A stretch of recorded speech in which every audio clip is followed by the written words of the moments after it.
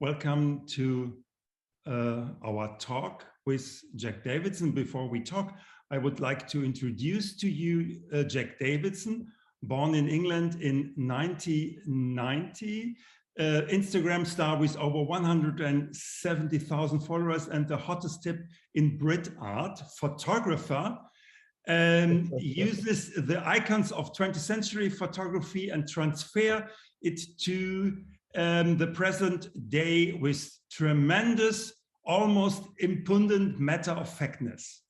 In doing so, he combines genre without respect and thereby develops an emotional explosion that appeals to every generation.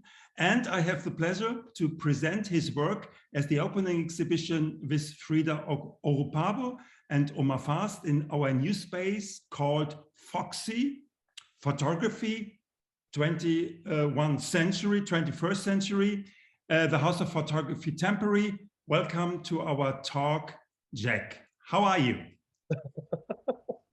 I'm good. I've got a bit of a cold, so if I sound more deep and mysterious than usual, it's that. Thank you for such a grand, over-the-top introduction. I'm a big fan of your work, you know, and we have to talk a little bit about your development. And you studied English literature, are a self-taught photographer. Where does your fascination with photography come from?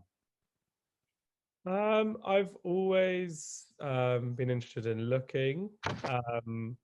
Whether I don't know, I liked books as a child that you could have to hunt and look for things, and I've always been interested in drawing, and it was I started out quite young when I was 15, 16, and that's when I first started kind of playing with cameras and realizing that there was something really exciting there, and an ability to be able to find and capture things in the world that maybe others hadn't seen, or that that jumped out at me in particular. But it's still really exciting to me because you're dealing with things that are in the real world, but they're things that maybe only kind of you can focus in on or exciting, and it could be light, it could be a certain person, it could be a certain color, but it's all sorts of things that are exciting to me. Yeah, it's always been about kind of being quite playful with that idea and not kind of getting too absorbed in the kind of the theory or the technical side of it, but just the act of making pictures and finding imagery, and that's always been quite exciting. I have heard when you were a teenager, you photographed your family and your friends. How did you go about that? I mean, it started with just family pictures. My dad had little cameras, and I think at the time my sisters just thought we were playing kind of games. There's a picture of them like dancing in the rain, and there were like these little kind of, I don't know, I think for us it was just we lived in the countryside and we'd always play together, and it just became something we'd do where we'd make and these quite strange pictures. And looking back, the pictures are quite dark and kind of odd for a 15-year-old boy to be making, or probably that's a very teenagery thing. But no, I think they were always kind of curious to it. I've worked with them again recently, or it's like 2 years ago now, and it's kind of interesting to kind of bring them in just to see what it is to be trying to make a picture for a magazine, and what that kind of all the fuss and all the faff that goes into making something that but they really enjoyed it because it's fun to dress people up and it's fun to play characters. And I think that's kind of fairly universal. Yeah, so back to your studies, English literature. How were your studies formative for your photography? It's all. I'd always considered going to art college. I'd always kind of nearly gone. but I'd always really loved literature and loved reading, and I didn't really realize at the time, but what it did give me that was really valuable was having space from the industry, space away from photography. So I wasn't surrounded by photographers or kind of competing ideas. I don't know, I had time to read and spend time with people and take pictures and a lot less pressured environment. And so there was a lot more space to be creative or be the photographer guy that is kind of taking hundreds and hundreds of pictures.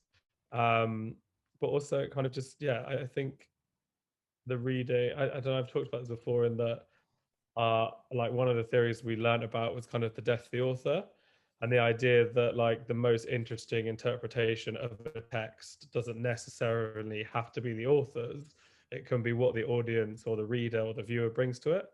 And often if you strip away the context of a book or of an artwork, it can be just as interesting to hear what someone new comes to it. And that's something we kind of talked about in preparing the exhibition, and not having captions, and really wanting the viewer to be the first person to kind of react to that image without having to go, oh, here's a load of text telling me about it. I want people to kind of viscerally react to stuff and when they first see an image, rather than kind of me hold their hand through it.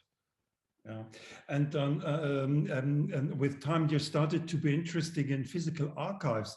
What kind of archives were or are those? I in 2013 I spent some time in America with a friend of mine, a guy called Mark Michelson. He was a collector of 1920s to kind of 50s, even in 60s kind of mugshots. And he had this big book that he'd collated with Steidl that just had the most amazing found collection of images and portraits. And there was the first time I'd kind of seen that kind of work and seen, and I don't know, there's something really special about a mugshot because the subject, it's not meant to be a beautiful portrait, it's meant to be a useful thing for government or police to use to kind of prosecute someone. But in those kind of moments, that's the raw moment of after you've been accused or arrested or something, that the portrait is so kind of emotional and visceral and beautiful. And Mark had this big collection, and I then spent 6 months kind of traveling around the States, and you'd find in all the thrift shops, you'd find these old family images. And again, there's something kind of really beautiful and special about this image that was taken as a snapshot, but has such power and kind of, and is a really amazing art image in itself when kind of lifted out of a pile. And it might not be, I don't know, some of the ones I found were, I don't know, there's a boy covered in measles, or like a guy framed, there's actually one on the wall of a guy framed in a car. That there's such kind of an amazing um strength to them, but essentially they're kind of candids. But that's it's so nice that, I don't know, I love finding those images, and it's kind of part of that whole practice of the kind of search for an image or finding things that kind of is part of my work as well. So I have told the audience that you have 177,000 followers You're on obsessed with it. Instagram. Then, okay, you are not Kim Kardashian with 1 million, but 170,000 are a lot. And how did social media and the internet in general help you learn and maybe influenced you and your photography? I think at the start, my introduction to a lot of photography was through the internet. Um, my family didn't have many photo books, and I would take in a lot of information and images through this kind of, through online, through Tumblr, through Flickr. And this was kind of my introduction to other photographers and working photographers. And at the time, I mean, I still kind of practiced online by posting on Instagram, but at the time for me, Flickr was the kind of space where I found a lot of like-minded individuals and other photographers who had a kind of shared love for like 1920s early modernist photography. And kind of, we would kind of have this community that would respond to each other, and someone would do a portrait and then other people would respond to it. And it was amazing because it was, for me, I was in the countryside in the middle of nowhere, but I was connecting with people in Spain, in Italy, in Northern England, in America, and this network kind of grew and grew. And it just became so valuable for me because it was such a way into so many different new photographers or the history of photography. And often, I mean, I know I didn't have a formal education, but this was kind of my school, and like the photographers I met were the ones who taught me. And so a lot of that kind of self-taught is actually just people freely giving information and this kind of real melting pot of kind of ideas and just like a kind of semi-competitive sharing. So there was this like sense of competitive who could get an amazing picture that day, or but still this kind of really rewarding kind of family element too that was that's really precious. And I do think, like sadly, I do have that sometimes on Instagram, but I think Instagram's a lot more about the ego and the like that kind of the forefront rather than the picture. And I think Flickr was definitely a kind of that was a very special time for that website for a lot of photographers. Let us talk a little bit about your photography now. Your approach, I think, is a purely emotion one, aesthetically condensed snapshots of reality. Yeah, that want nothing more than to convey feelings. I think so. So, can you define the moment of initial ignition? That moment, you know, you have to press the button to take a picture? Can you explain it a little bit? Um, I am the worst person to talk about my own photography sometimes. I've always tried to kind of sum up the moment that I'm trying to find.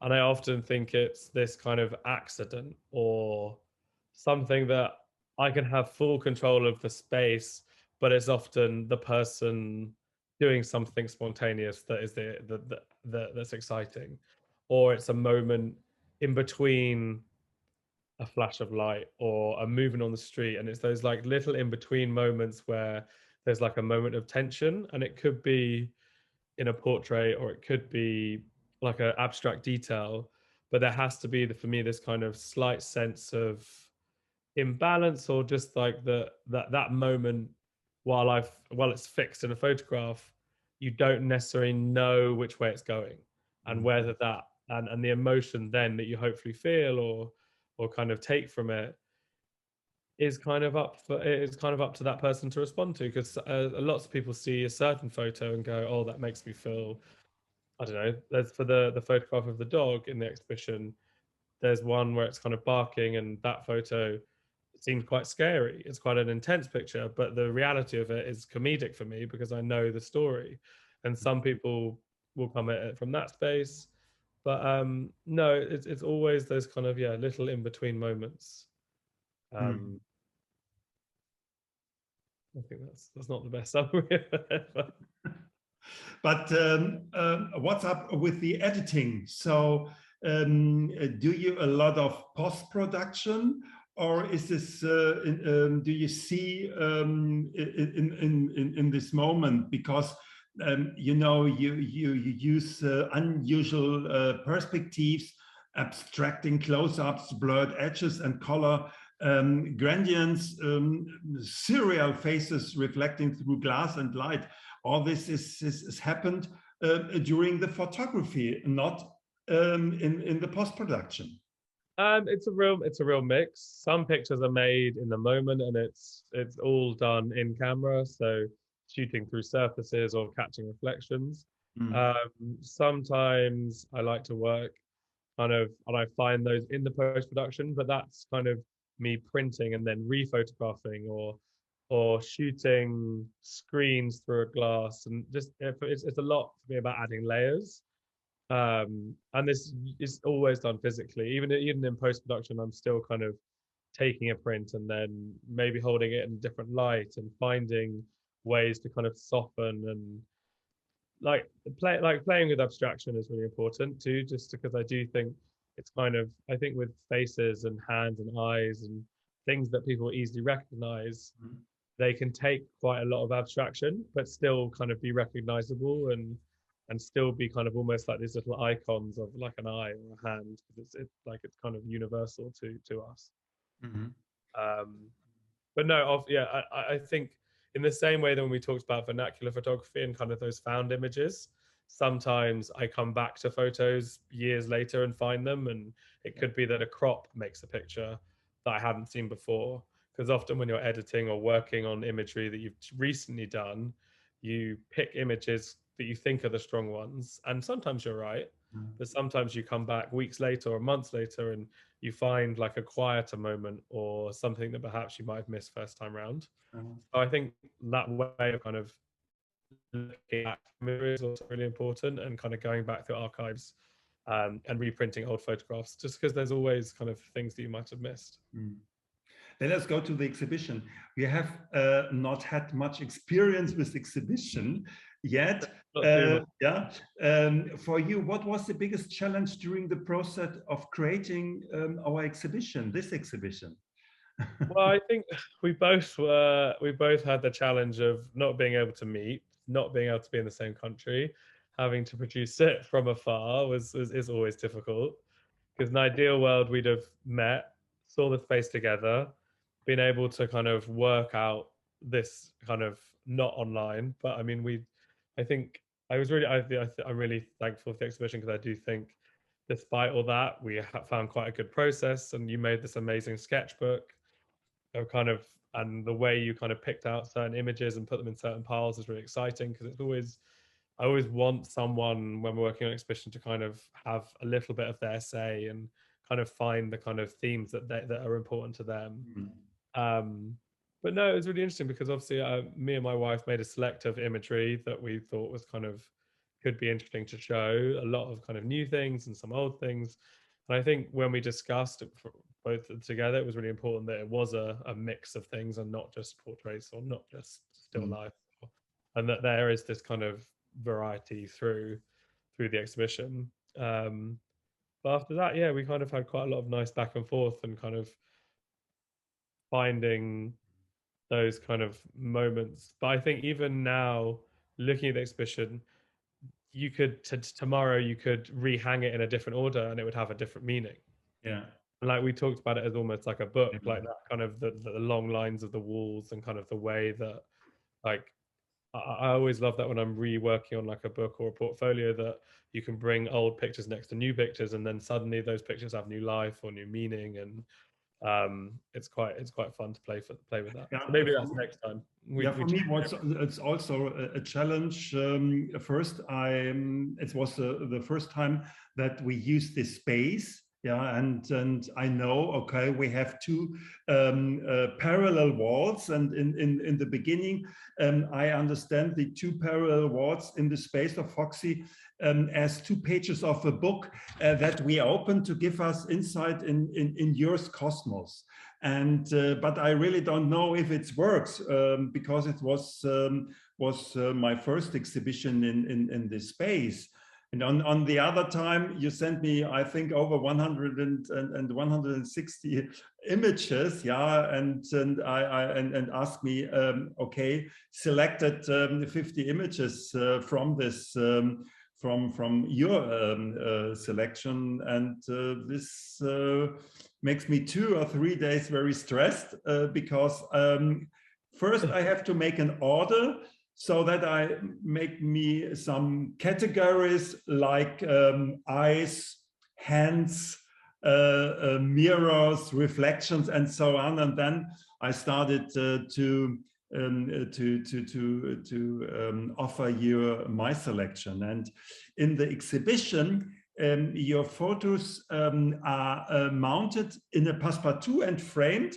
And this is a very classic approach to present photographs. Why did you decide to do it in this way?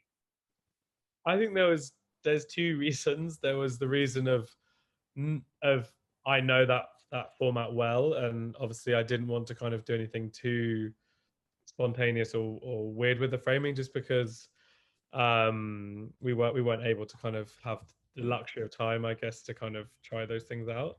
But I also think it's kind of us nodding to the history of photography and that kind of the classicism of kind of ways of framing. just because obviously a lot of my work calls back to kind of the kind of past and older photographers I was really inspired by, and kind of motifs that I'm kind of hopefully playing with and modernizing or finding ways to kind of show in a new light. So I did think then it actually made sense as an introduction to the work to have this kind of quite rigorous kind of and archaic way of framing. And not to hang in the cloud. This is something what the contemporary photography always do, yeah, to make a cloud with different frames. Your works were hang a classical and in a linear situation. So I think it works. We have three sizes, yeah, a smaller one, big one, and then wallpapers. Another question is during